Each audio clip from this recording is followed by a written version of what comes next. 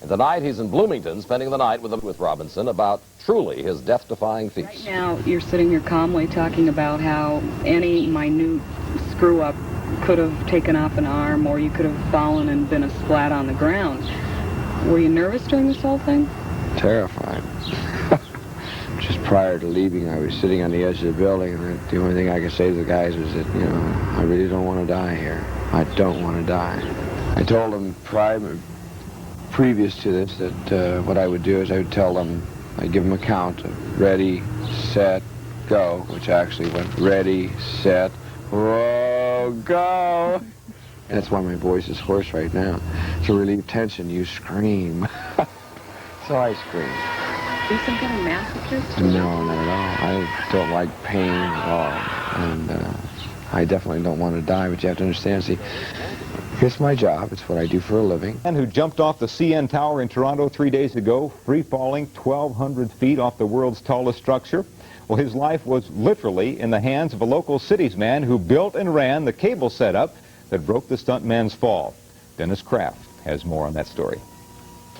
This was the scene on Tuesday, August 12th, when stuntman Dar Robinson leaped from the top of the CN Tower in Toronto.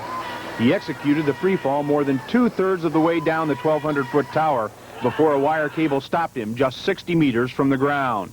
It was then that he looked like a human yo-yo, as the cable which had stretched pulled him partway back up.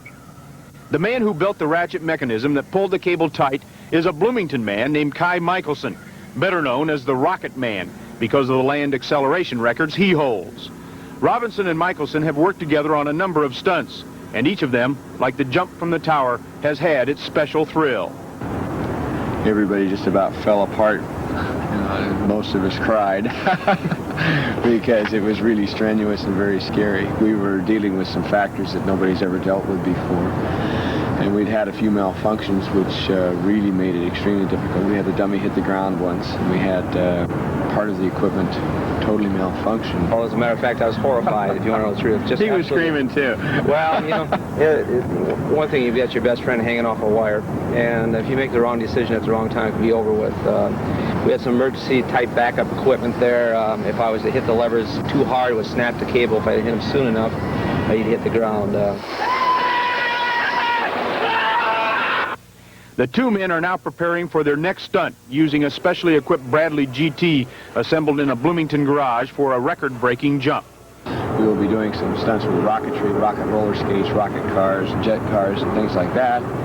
Then I'm going to jump a car, which is the car that you'll see here.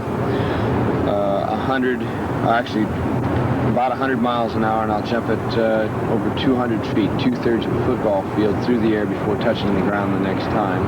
The jump off the CN Tower is one of 5 stunts Dar Robinson plans to perform for a special to be aired on ABC this fall.